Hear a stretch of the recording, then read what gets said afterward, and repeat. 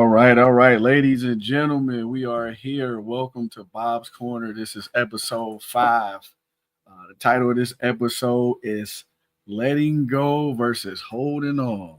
Letting Go versus Holding On, man. Let's get this camera adjusted here. I can see y'all better. Y'all can see me better.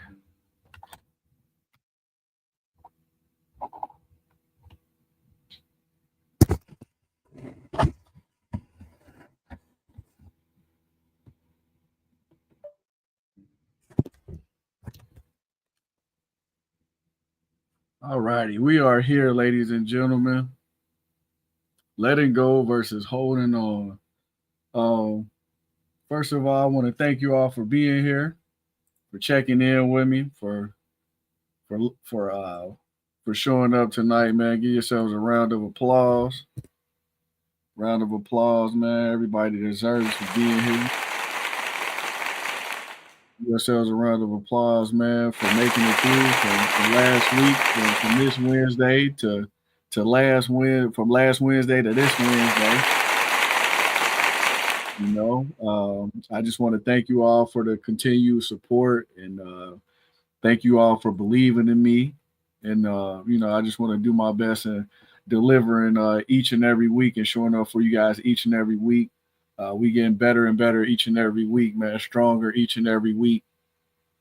But this week, man, what I want to discuss is letting go uh, versus holding on. But today, we're gonna start off when the shock finally wears off. One of my coworkers, if you guys have been following the series up until now, her sister was murdered by her husband, and um, he actually killed another girl, that was involved in a situation that they had, and he actually took his own life at the end of it. And my coworker, she's been out for 2 weeks. You know, things the situation took place 2.5 weeks ago. So I want to give her a shout out. And let her know that I'm definitely praying for her family and praying for her continued growth and development as she worked through this grief journey. Man, I know it's extremely new to her. And a lot younger than me. So I definitely want to give her a huge shout out, man. Being able to get back into the flow of life and to bounce back, so to speak. I know that's extremely tough for her right now. So I definitely want to give her, give her my condolences, man, and a huge shout out to her for stepping up. And her sister had children that was involved in the situation, man. So they're left without a mother and a father right now. So she's stepping up to the plate and being an aunt for them, and being a mother figure for them, going from having one kid of her own to now four. Her life has changed drastically. So I like to give her a huge shout out for that. A lot of people aren't prepared to deal with situations like that, are not prepared to deal with what comes with the aftermath of losing a loved one. Especially when they have children that's left behind, man. And her situation was definitely a triggering for me in more ways than I initially thought. She kind of had a brief conversation with me, as far as her sister situation was concerned. So I was kind of abreast of some things, but to see things play out the way that they did, I was wondering why I had such a deep connection to the situation, like why it affected me so much. It's like because I never met this girl before. It's not like I met her at like a Christmas party or something like that, or an event she was having or something like that. I never met her sister before a day in my life, but when I read the details of the story, it reminded me a lot of my mom.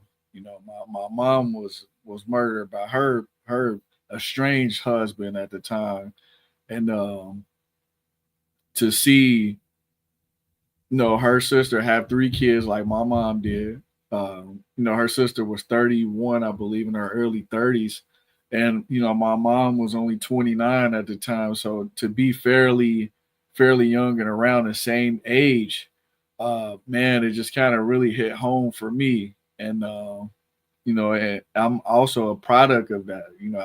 I'm thankful that I had an aunt who was willing to step up for me, who was willing to be there for me, and take care of me and my brother and my sister at a point in time. Man, I'm just thankful to have a person like that was in my life, that was in my corner, that didn't want to see me go to a foster home, that didn't want to see me be a ward of the state.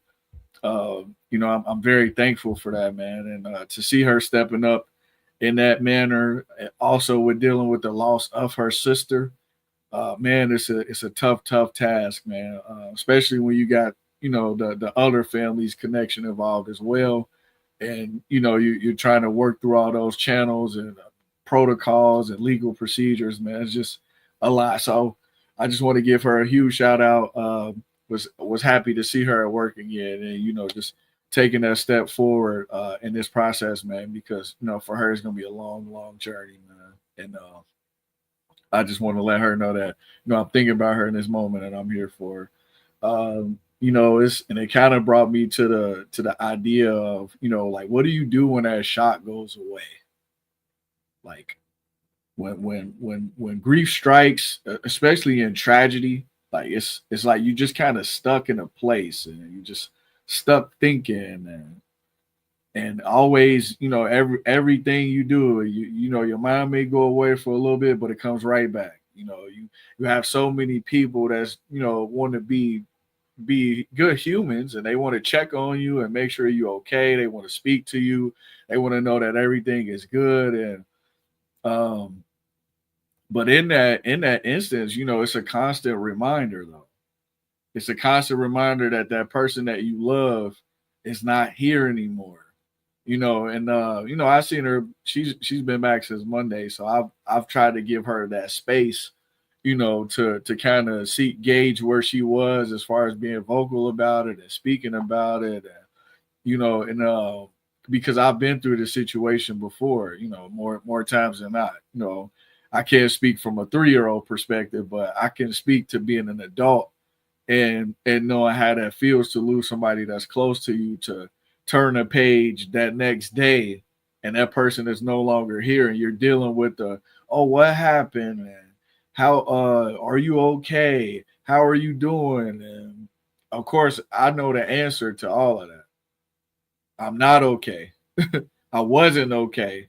It takes a lot of time to get past that. So when you got people that's constantly reaching out, like, hey, are you okay, just checking on you, like, that's a constant reminder over and over again that I'm in a space now where I've lost someone real significant to me, and I'm learning to live life without this person. These, like I said, people just being good humans, they checking on you, they want to make sure you okay. But the truth is, though, you're not okay. Like, and it's okay to not be okay. We have to give ourselves grace in that instance, and realize that it's okay to be upset. It's okay to go through those waves of emotion, and because that shock, it lasts for a while, especially in tragedy. Like when tragedy strikes, man, it's like you think about all the shoulda, coulda, wouldas, and what if this would have happened, or what if she would have got out of there, or what if she'd have fought back, what if she'd have had a gun, or what if she was able to do this and handle herself this way. It's just like you just all those factors play in, like, because you think, man, this was a preventable situation. What if she could have got away? What if she could have shook loose, or you know did something to free herself and to save herself? But at the end of the day, it's like you think of all the shoulda, coulda, wouldas, and you always come back to the same point. That person is now gone, and now I have to learn how to deal with the aftermath of that person not being here anymore. Like, and that's Like it takes a while, depending on who you are and how close you were to that person, for that shock to wear off. Like it's like you just in a numb state. You think about the moment you got the call, how it sounded, who was on the phone when it happened, where you were when it happened. You think about all of these things, like especially if you just had contact with that person beforehand. Like my goodness, man, it's like it comes to a point to where it's like you kind of feel like, dang, if I would have did this, if I would have tried that, or if I would have called here, or if I would have rolled with them, or if I was there, I would have been able to help. But when God wants His people back, man, it's that's something that we have to learn to accept, regardless of the fashion in which they leave us. When they leave, from natural causes, from cancer, from from diabetes, just a stroke, aneurysm, things of that nature. When things strike like that, it's like you just have to learn to understand that death is a part of life. It's a part of the life cycle. It's no matter what way we go. Some things are preventable, of course, but when it's that time, it's just all the shoulda, coulda, wouldas can be there, but it's only so much you can do to stop things. Like, so I want to play you guys a video that I came across here. Give me 1 second here. I think this is a beautiful way to look at grief and to understand that it's a part of the journey. A lot of things feel heavy at first, but the more you work on it, the more you process things begin to come light. They begin to become lighter, and as you go along. But this video here illustrates that really well.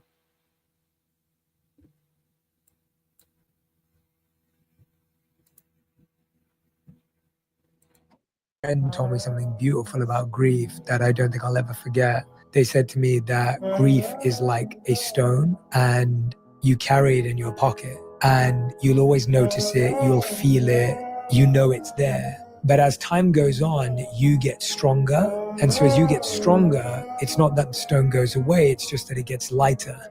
Wow. And so it's lighter to carry, but it doesn't mean it's going away. You didn't move on. You didn't have to get over it. Mm-hmm. It doesn't disappear. It doesn't get smaller. It stays the same. You just get stronger, so the stone gets lighter. Yeah. And I really appreciated that idea around grief because it sat true with me that it didn't have to go away. Mm-hmm. I didn't have to let go of it. I didn't have to forget about it. And that it would always be there. But just as I grow and as I strengthen and as I become more resilient, it becomes lighter and doesn't weigh on me in the same way as the heavy feeling of grief can in the beginning. Yeah. My friend told me something beautiful. So that was a video I came across earlier today, man, and it's one of those, like, grief is one of those things you try to put behind you, like, and it's not like it's not something that goes away, unfortunately, like, but if you begin to take those steps to work on things, if you begin to take those steps to strengthen yourself, then eventually, like, when those triggering dates come around, those birthdays and stuff come around, those thoughts that come around, that grief begins to become lighter and lighter. As I've been speaking to you all from week to week now, I'm getting to a point now to where when I have a griefful situation, I don't know if it's griefful as a word, but it sounds like it. But it's becoming easier for me to deal with. Like, my brother's death date was November 4th, and that marked 15 years that he's been gone. Man, this was the first year that I didn't cry on that day. And I didn't want to cry. I was prepared to come to speak to you all on November 5th. to share my journey, to share how strong I was that day and how proud of myself I was that day, because I'm growing in this space. I'm growing in the space of grief. You know, I have my moments where I was thinking about them and things of that nature, and the time going back and all that kind of stuff. Like it set some triggers off, but I was in a space to where I was okay to talk about it. I was okay to be myself, and I felt good about it, and I wasn't hurt. Like, you know what I'm saying? I want to share my story and let people know, like, hey, I've been through this. I know what that feels like. You know, where I work, no one knows anything about my story growing up. No one knows about my mother. No one knows about my father. No one knows about my brother, my cousin, uncle. Like, if I went down the list of all the people that was important in my life that I no longer have, like, people would be blown away. They're like, "Oh my god, oh, oh," like, because it just gets it stacks up. It's more and more and more and more and more people. So when this situation happened at work with my coworker, and she's dealing with her sister, like, it's I felt compelled to share my story, even though I've already started sharing my story with you all. I felt even more compelled to share with her, like, hey, I'm a product of that same situation.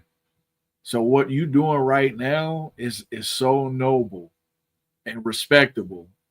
And I commend her for that, man. Because it be thankful that, those kids have an aunt, that's willing to step in and help, man. So sharing my story has really gotten me to a point to where I'm able to I'm able to start enjoying life more, man. I feel like a weight is lifted off my shoulders every time I come and sit in front of this camera and I speak to you all.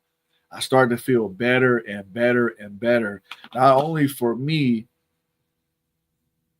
but I'm getting to share something that I've held close to the vest for years, and I was afraid to talk about because I didn't want people to look at me like a charity case. I didn't want people to look at me like I was ill-equipped or or weak or anything like that. I didn't want people to view me any different than they viewed anybody else. So I held a lot of that stuff in. And people will see these videos, they're like, man, I never knew that you were going through something like that. And you never would. I live my life to be happy. I try to be as happy as I can, man. Like I try to be my best version of myself each and every day, because this is the person that God made me to be. He didn't make me to be upset and resentful and envious of people who have their brothers and sisters and they mom and they dads here. Like, he didn't make me to be that person. Right? So I want to support and love everybody, no matter who you have in your life. I want to show up and be my best self every day. But it takes real work, man. And I'm proud of myself for coming in front of this camera for you guys for now 5 weeks straight. We stacking weeks now. So I'm just getting better and better with time. I journal every day. That's also a piece that helps me get any of my inner thoughts out.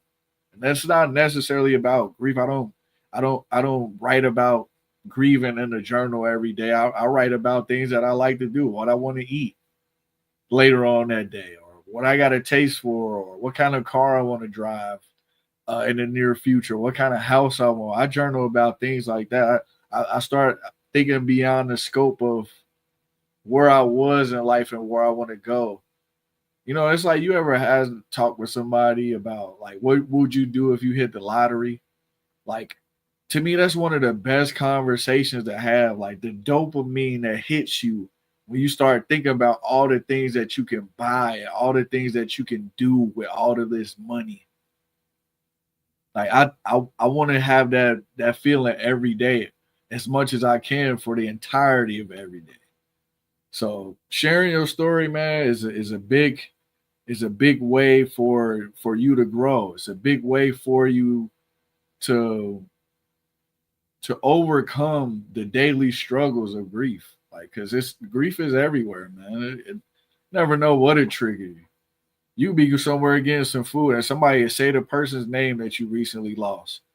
Immediately you start thinking about that person. Like, immediately that thought comes to you like, man, that person's not here anymore. So share your story, get it out, write it on paper first if you need to. And eventually when you're able to talk about it at length, the better you will feel, trust me. So the topic of the day is letting go versus holding on. For me, it took me a while to let go of certain things. Like it took me a while to, and I'm still learning to let go because my mother has been out of my life for 35 years. I'm 38 years old now. She's been out of my life for 35 years, man, and I'm still struggling to let go of that. Because I feel like so much of my life was taken from me. Like I feel like I would be a totally different person if my mother was still alive to give me her love, to shower me with that emotion, that affection that only a mother, a biological mother and son could have. I felt like I'm a different person because of that. I feel like I'm shy because of that. I feel like I'm not as confident in myself as I should be at times because of that. So I'm learning how to let go of that. And it's hard, man, especially like when I think about the way that my mother left here. I feel like I was robbed. I feel like somebody stole something from me. Like they stole something from me so precious and I can't get it back. Like, so that part for me is hard to deal with. It's hard for me to accept. It's hard for me to let that go. But I'm working towards it, man. I'm working towards it. You know, I view myself as a Christian, and so I believe in forgiving. Like, once you learn to forgive, you really learn to grow. And I'm working towards learning to forgive her offender. But I don't know if I'm not ready for it right now, but I'm working on it. I'm working on forgiving him for the lack of judgment in that moment. I don't really know if I can do that, but I'm willing to try though. Because I can only grow so much with holding on to that resentment. That resentment is heavy. It's heavy, and I don't recognize that it's there at all the time either. Like, but I know that it's there. I know the anger that I feel in my heart for him. But I also know if I truly want to grow and I truly want to elevate to this place where I want to be, this version of myself where I really want to be, a part of me has to let that go. Part of me has to forgive him. And I don't know I don't know if I can right now. But I'm really working on it though. And it may be a letter or a video and just I don't know. I don't know how I'll do it, but I'm asking God to lead me in that direction to where I'm able to forgive so that I can let go and I don't keep holding on. Cuz my mother's never coming back. It's never going to happen. So I can't really keep holding on to that thought. Like I don't know why I be thinking she gonna come back. I don't know why.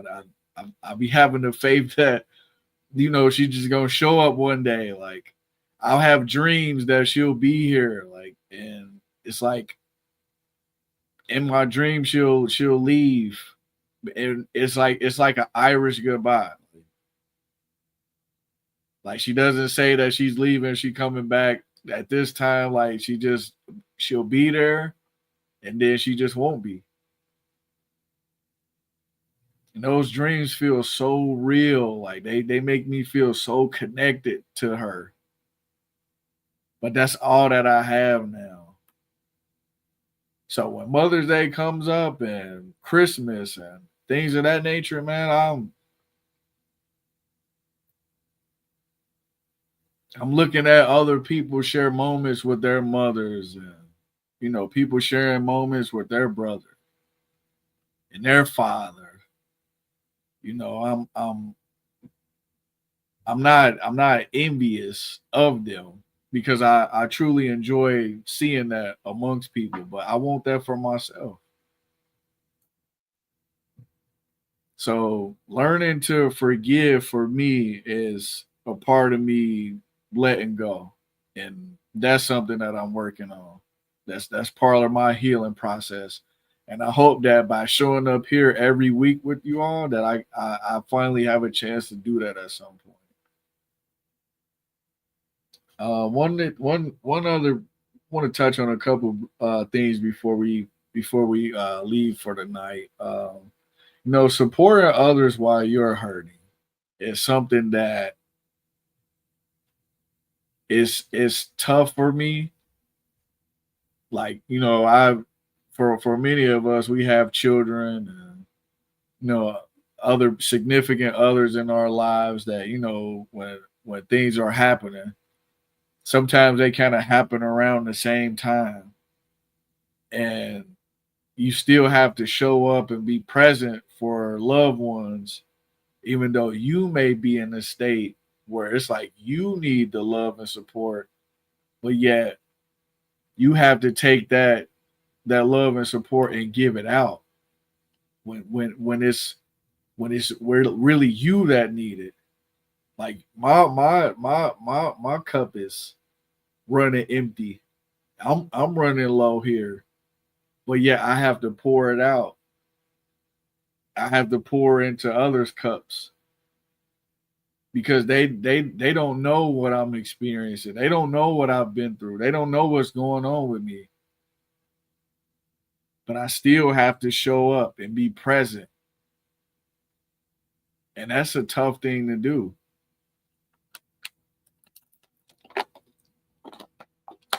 I don't know how many of you have actually dealt with that before, but I've touched on the Mother's Day situation. I got to celebrate my wife. I got to celebrate my aunt. I got to celebrate my mother-in-law. Like these are people that show up for me on a consistent basis. My wife is here for me every day, so I have to celebrate her. She deserves that from me.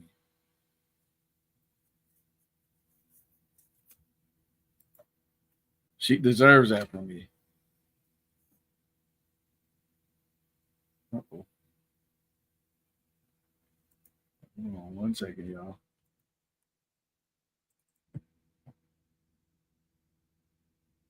They need to check out on you.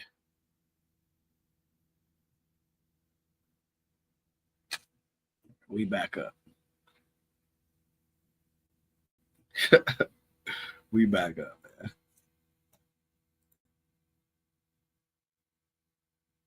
Come on now.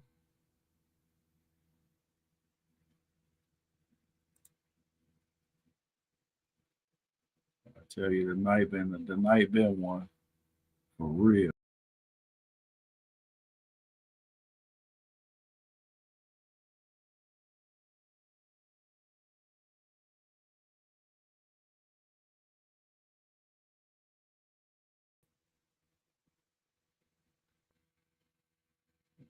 1 second, guys.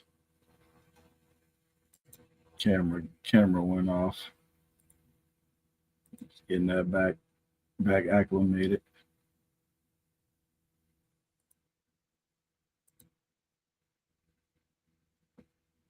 All right, there we go. All right. Yeah, so I just got to make sure I show up for my wife every day, man, and show up for those people that's pouring love into you every day, man. I know it's hard to do that, to separate the two, and we try to be as strong as we can be, and we don't never want to seem like an emotional burden for people, but sometimes you just got to raise your hands and say like, hey, like, I love you, and I really want to show up for you and be my best self, but I'm also dealing with this right now. Being vocal about where you are in your journey like is extremely helpful. Like it helps people around you understand where you are, and that way, instead of looking at you like, man, what's wrong with him?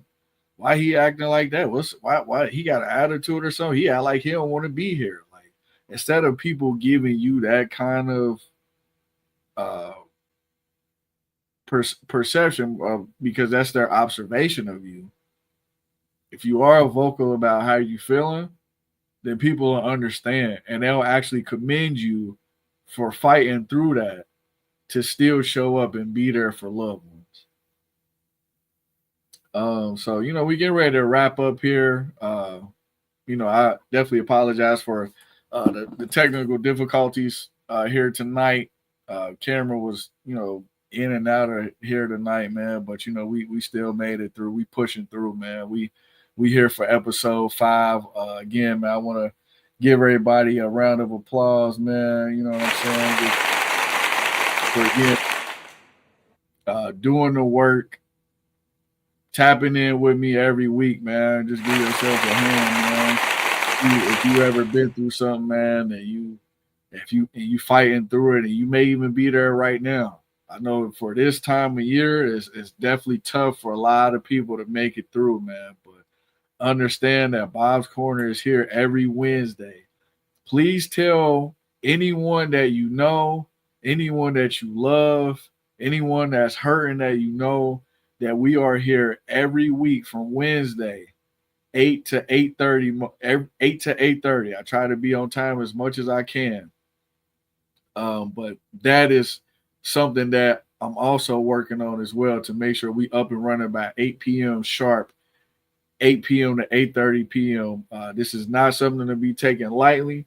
This is something that I put my time into, I put my heart into, I put my soul into this, man, because I really believe that we all just need a safe space to talk. We all need a safe space to feel and to be heard. Um, I definitely want to encourage anybody. If you feel like you want to reach out to me, or if you want to join the live with me, I can share the screen with you. You can go live from where you are, and we can share our story amongst everyone. And it doesn't have to you don't have to feel afraid to do that. It took me a while to get to a point where I was able to speak freely about how I was feeling and the things that I was dealing with, and the journey that I'm on to grow from where I was. So it takes time. So like I said, please pass this along to anybody that you know. Every day I log into Facebook, I see people making posts about people that they love, missing a loved one, man, and they're showing their support for their loved one. They're keeping their memory alive, man. So whenever I see those people out there, I just try to tap in as much as I can. Like, hey, join the live every week, join me every Wednesday, because this is something that we're doing together. Let's heal together. So I want to thank you all for showing up, for checking me out, man. This is Bob's Corner, episode 5. Letting go versus holding on, man. Live videos will be up on YouTube. So check that out if you missed the live, or if you got time. I know it's 30 plus minutes, man. It's a big part of the day, man. But we working on clipping things up so you guys can get, like, the real key pieces of information, you know, that you're looking for. You just never know what can help you out that day, man. So again, man, this is Bob's Corner, episode 5, man. We'll see y'all next week, man, 8 p.m. sharp. Signing out, man. Y'all have a good night.